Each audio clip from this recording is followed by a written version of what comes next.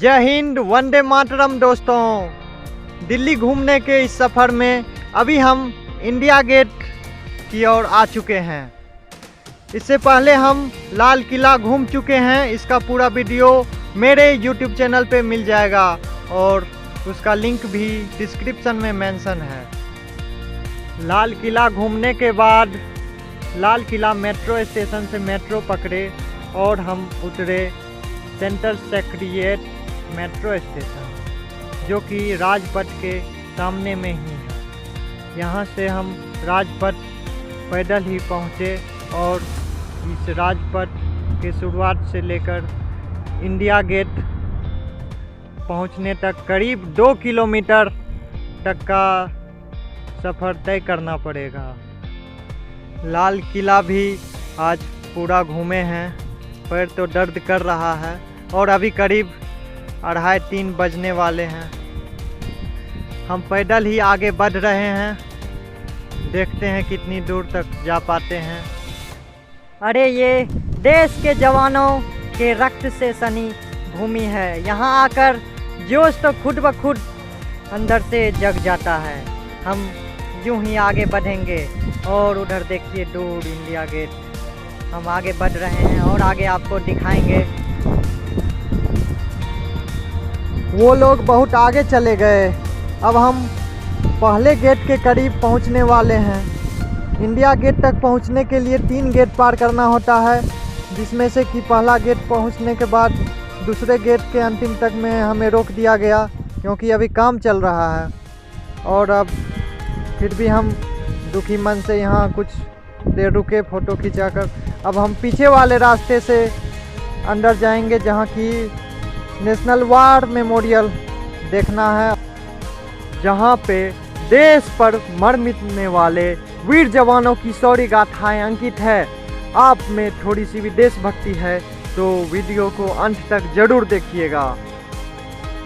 अब हम पीछे वाले रास्ते से अंदर आ गए हैं और हमारे ठीक आगे करीब 42 मीटर ऊंचा ये देश का राष्ट्रीय स्मारक दिख रहा है और इसके नीचे वह अमर ज्योति हमेशा जलती रहती है।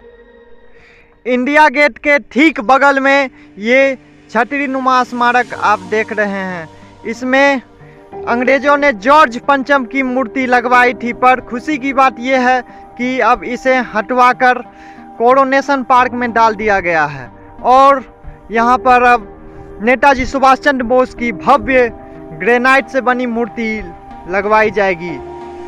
अब हम नेशनल वार मेमोरियल के अंदर घुस रहे हैं, जो कि इंडिया गेट के ठीक बगल में ही है और ये एक अंडरग्राउंड रास्ता से होते हुए जाता है, जहाँ पर हमारे वीर जवानों को यहाँ दीवार पर अंकित किया गया है, आप देख सकते हैं। और हम अंदर बढ़ रहे हैं।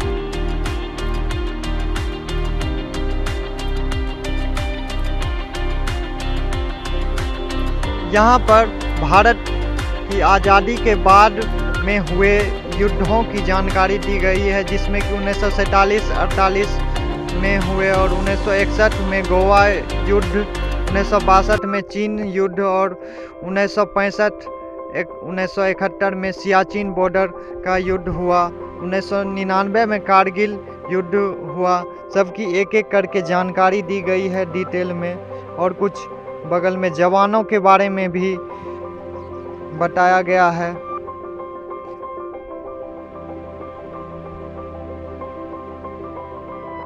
अब हम यहाँ से आगे निकल रहे हैं और वार मेमोरियल के मुख्य जगह पर हम जा रहे हैं।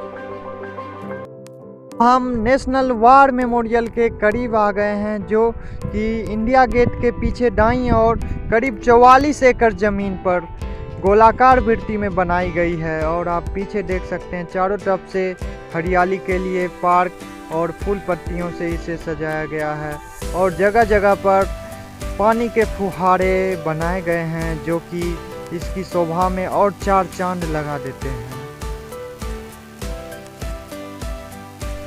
आप मेरे पीछे देख पा रहे होंगे ये शौर्य स्मारक, जो वार मेमोरियल के बीचों बीच स्थित है।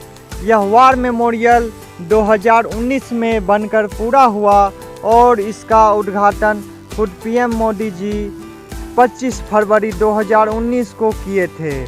यह वार मेमोरियल उन जवानों को सच्ची श्रद्धांजलि देती है जो कि मां भारती के लिए अपने आप को कुर्बान कर गए।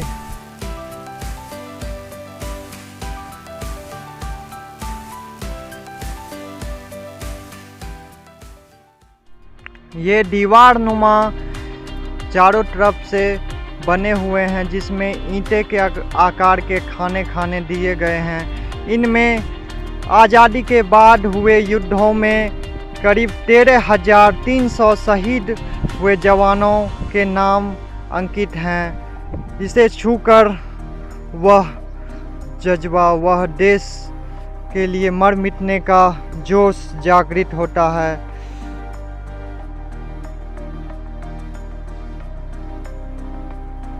यहाँ पर विभिन्न सेनाओं के ध्वज फहराए गए हैं जो कि आज़ादी की वह स्वच्छंद हवा को महसूस कराती है।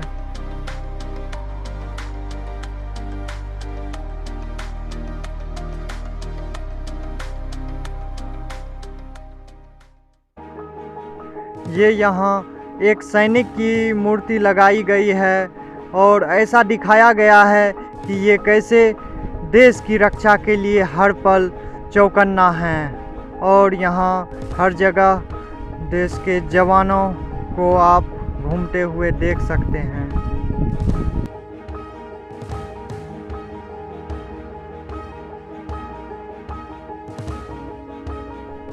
ये संध्या का समय और सूर्य की चमकती किरणों में इंडिया गेट का कुछ अलग ही नज़ारा है। यहाँ पर प्रतिवर्ष गणतंत्र दिवस पर निकलने वाली परेड राष्ट्रपति भवन से शुरू होकर इंडिया गेट होते हुए लाल किला तक पहुँचती है। यह राष्ट्रीय उत्सव के तौर पर मनाया जाता है। ये वार मेमोरियल के चारों तरफ घूमकर आपको दिखा रहे हैं जहां पत्थरों पर एक एक करके उन शहीद हुए जवानों की नाम अंकित हैं जो कि 0 डिग्री तापमान पर सियाचिन के ग्लेशियर को सहते थे, जो जैसलमेर की गर्मी में ठहाके मार के हंसते थे। वह कोई और नहीं जनाब हिंदुस्तान में जन्मे फौजी थे। Always nation first. जय हिंद, जय भारत। आप भी यहाँ पर एक बार जरूर आइएगा जो आपके अंदर राष्ट्रीय चेतना को जागृत करेगा। अब हम यहाँ से बाहर की ओर निकल रहे हैं। मेरा यह ब्लॉग अच्छा लगे तो लाइक, कमेंट, सब्सक्राइब ज़रूर कर दीजिएगा। जय हिंद, वंदे मातरम। अंत तक देखने के लिए बहुत बहुत धन्यवाद। मिलेंगे अगली ब्लॉग में।